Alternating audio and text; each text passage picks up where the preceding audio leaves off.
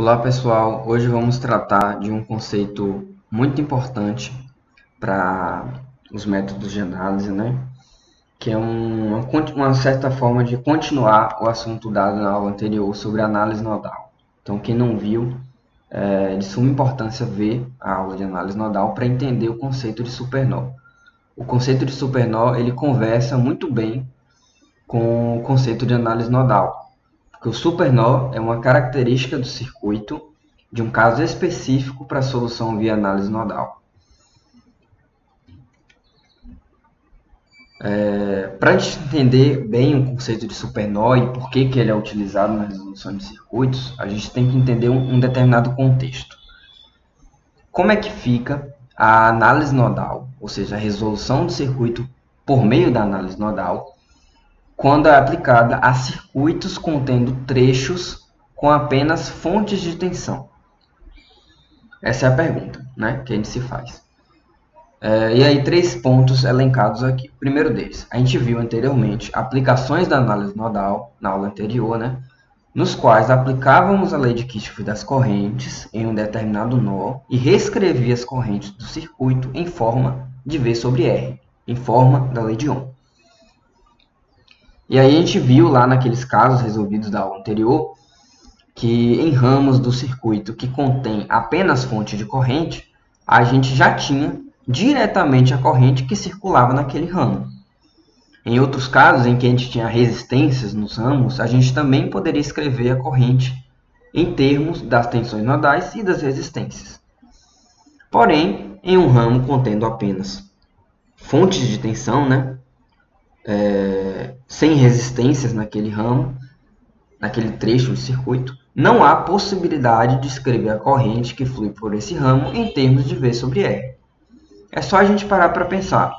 Em um trecho do circuito contendo apenas uma resistência, sabendo quem são, nomeando as tensões nodais entre os terminais desse resistor, a gente consegue escrever a corrente que flui por esse resistor em termos de tensão sobre resistência. Em casos em que existem trechos contendo apenas fontes de corrente, ou fontes de corrente e resistência, a gente consegue escrever aquela corrente que flui por aquele trecho, porque a gente sabe exatamente que a corrente que flui por aquele trecho é a corrente imposta pela fonte de corrente. Só que imagina um caso em que eu tenho um trecho de circuito só com a fonte de tensão. Nesse caso, eu só sei quem é a diferença de potencial naquele trecho de circuito, mas eu não tenho nenhum valor de resistência e nem tenho como saber quem é a corrente. O que eu faço nesse caso, caso eu queira resolver o circuito via análise nodal? E aí existem 2 casos, né, para trechos de circuito que contém apenas uma fonte de tensão. O primeiro caso é quando essa fonte de tensão está conectada a pelo menos um nó de referência, né? E aí, nesse caso, a gente assume que a tensão nodal do nó conectado a essa fonte equivale ao próprio valor da fonte de tensão. Ou seja, imagina uma fonte de tensão com 2 terminais. Um desses terminais está conectado ao terra, a referência, e o outro a um nó do circuito. Vamos chamar de nó 1, por exemplo. Nesse caso específico, em que um dos nós é o nó de referência, a gente consegue determinar diretamente de cara quem é V1. V1 é a própria tensão da fonte. Só que aí tem um segundo caso, que é quando a fonte de tensão está conectada entre 2 nós e nenhum deles é o nó de referência. Nesse caso, os 2 nós, né, que são caracterizados por serem os terminais da fonte, eles podem ser entendidos como um único nó genérico e que a gente vai chamar de supernó. Então, são 2 casos diferentes. O primeiro caso não é o caso que se aplica ao conceito de supernó e o segundo sim. Então, vamos ver aqui um exemplo genérico, né, para a gente entender visualmente o que é o supernó.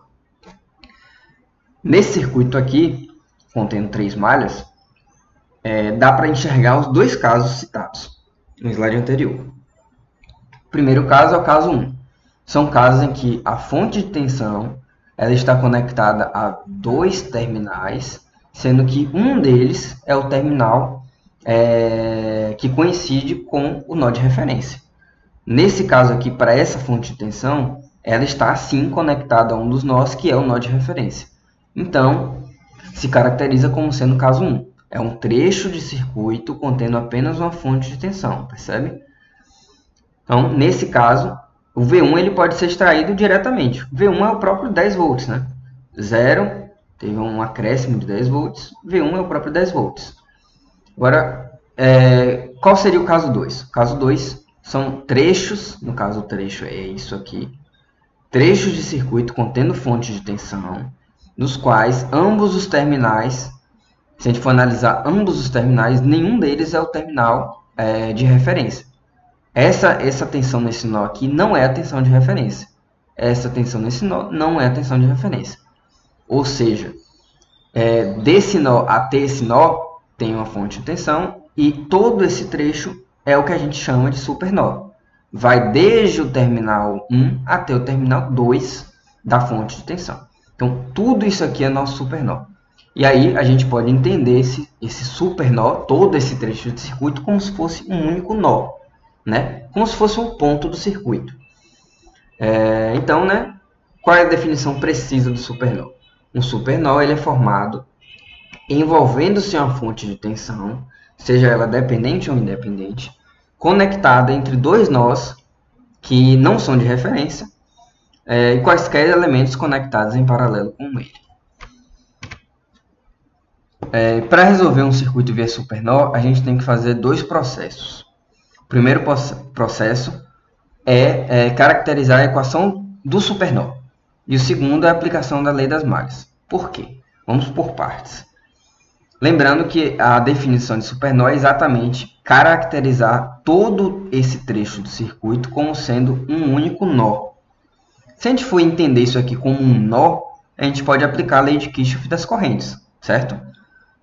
Somatório das correntes que entram no nó é igual ao somatório das correntes que saem do nó. Isso aqui é o nosso nó. Quem está entrando nesse nosso nó, que é um supernó, né? I1 e I4. Quem que está saindo dele? I2 e I3. Então, aplicando a lei de Kirchhoff das correntes, I1 mais I4 é igual a I2 mais I3. E aí a gente pode reescrever essa equação em termos da lei de Ohm, que é exatamente o processo, aquele processo, né, da aplicação da análise nodal. O I1 ele pode ser escrito como V1 menos V2 sobre 2. O I4 ele pode ser escrito como V1 menos V3 sobre 4. O I2 como V2 menos 0 sobre 8. E o I3 como V3 menos 0 sobre 6. Lembrando que para fazer essa analogia aqui, é só a gente perceber a corrente, o potencial pelo qual a corrente sai, nesse caso aqui do I1, por exemplo, V1, menos o potencial que a corrente vai, né, no caso V2, sobre a resistência pela qual essa corrente flui, né? Enfim, essa é a nossa equação do supernó escrita em termos da lei de Ohm. E aí a gente pode aplicar também uma outra equação, que é a equação de lei de malha, né? Lei de Kirchhoff das tensões. No caso, a nossa malha de análise é esta malha aqui. Se a gente for olhar esta malha aqui, a gente sabe, a gente pode adotar a convenção de sinal passivo, né? O I2 está entrando por esse terminal, então aqui é um mais, aqui é um menos. O I3 está entrando por esse terminal, então aqui é um mais e aqui é um menos.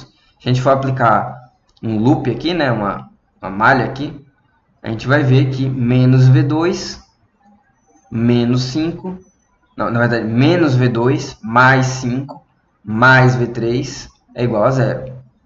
O sinal ele é dado se a gente for aplicar a corrente nesse sentido, no sentido horário, o sentido das tensões ele é sempre o primeiro terminal que a corrente entra. Então, se a gente caracterizou aqui como mais, aqui como menos, se a gente está aplicando no sentido horário a malha, primeiro ela enxerga o menos, então menos V2. Aqui ela enxerga o mais primeiro, mais 5, e aqui o mais V3. E aí a gente encontra, isolando, né, o V2 menos V3, a gente encontra essa segunda equação. E aí vem uma observação. A observação é a seguinte. Na resolução do circuito via supernó, necessariamente, ou seja, obrigatoriamente, é preciso utilizar-se da lei de Kirchhoff das tensões para caracterizar a malha contendo supernó. Por que a gente precisa fazer isso? Qual o sentido prático disso? Percebe que quando a gente adota um supernó no circuito, a gente está reduzindo ele, a gente está simplificando ele de certa forma. Então a gente está ocultando algumas coisas que estão naquele trecho. A gente está ocultando um elemento importante, que é a fonte de tensão. Então a gente oculta isso daqui, a gente entende como um único nó, né? De certa forma, uma forma de ocultar, né? Mas a gente precisa levar em conta que isso daqui não é exatamente um nó. Ele não tem um potencial único, né? Como um nó tem, como esse aqui tem um V1, né? Isso aqui não tem um único potencial. Ele tem uma diferença de potencial. A gente precisa levar isso em conta de alguma forma. Mesmo que a gente aplique a equação do supernó, a gente tem que levar isso em conta. E para levar isso em conta, necessariamente precisa ser através da lei de Kirchhoff das tensões. Que é basicamente a gente aplicar a malha que caracteriza aquele circuito, né? Então, quais são as propriedades do supernó? Para a gente entender um pouco melhor essa afirmação aqui, né? Primeira propriedade diz que a fonte de tensão dentro do supernó ela vai fornecer uma equação de restrição necessária para encontrar as tensões nodais. Ou seja, eu preciso necessariamente descrever essa equação para que eu resolva meu circuito. Então, eu tenho que necessariamente descrever esse supernó em termos de tensões. Nesse caso, eu encontrei essa equação aqui, né? Segunda propriedade é de que um supernó não tem nenhuma tensão própria dele, né? Que foi o que eu acabei de dizer. Não existe, como nesse nó aqui, por exemplo. Nesse nó eu sei que a tensão nodal é V1. Só que entendendo isso aqui como um único nó, né? Supernó, ele não tem uma tensão única que caracteriza ele. Ele tem uma diferença de potencial e não um único potencial. Então, ele não tem nenhuma tensão própria. Justamente por isso que a gente precisa descrever essa equação de restrição através da LKT. E aí, por fim, né, é de que um supernó ele requer a aplicação tanto da LKC, lei de Kirchhoff das correntes, como da lei de Kirchhoff das tensões, que foi o que a gente acabou de ver. Agora vamos fazer um exercício resolvido para fixar melhor e a gente conseguir entender esses conceitos. O passo a passo para a resolução de um exercício com um único supernó é o mesmo adotado nesse exemplo genérico. Então, lá a gente encontrou a equação de supernó e a lei das malhas. Vamos fazer a mesma coisa aqui. Esse é nosso circuito. A gente já sabe quem é o nó de referência, a gente adotou que esse nó aqui tem tensão V1 e esse nó tem tensão V2. A gente adotou o sentido de todas as correntes do circuito. E aí vamos aplicar os dois passos, né? Equação do supernó e lei das malhas. A equação do supernó, quem é nosso supernó nesse circuito? Lembrando que supernó é caracterizado como um trecho contendo a fonte de tensão ligada entre dois nós, nos quais nenhum desses nós é o nó de referência. Então, isso aqui é nosso supernó. Tudo isso aqui, né? Do V1 até o V2 passando pela fonte de tensão. Isso aqui é nosso supernó. Então, vamos simplificar isso aqui tudo e enxergar como um único ponto, um único nó. Se a gente simplificar isso tudo e enxergar como um único nó, a gente pode aplicar a lei de Kirchhoff das correntes. Nesse caso específico, essa corrente de 2 A está entrando, né, nesse meu supernó, essa corrente está saindo, essa está saindo e essa está saindo. Então, e essa daqui, né, essa outra corrente aqui, esse é um caso bem específico, esse exercício, por isso que eu trouxe ele, porque essa corrente aqui, ela tanto sai do supernó quanto entra. Então, se a gente fosse aplicar a lei de Kirchhoff das correntes, né, somatório das correntes que entram é igual ao somatório das correntes que saem. Nesse caso, essa corrente estaria dos dois lados da equação. Então, ela se anularia, porque ela está entrando e saindo do nó ao mesmo tempo. Por isso que ela não entra na equação do supernó.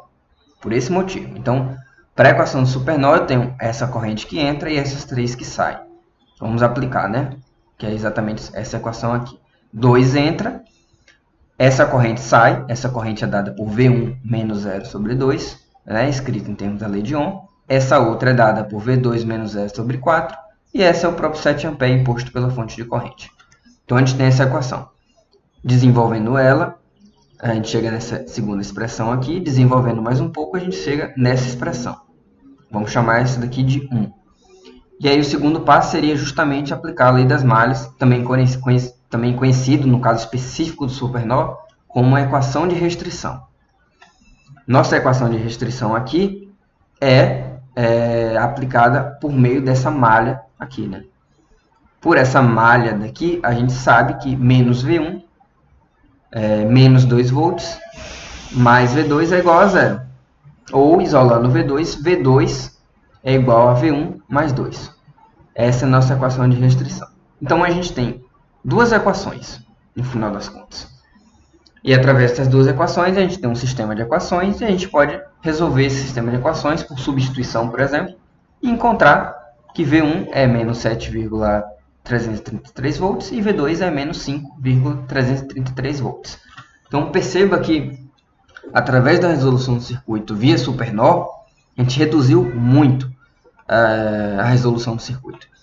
Porque se a gente for parar para ver, esse circuito é um circuito que tem 2 nós, 4 malhas.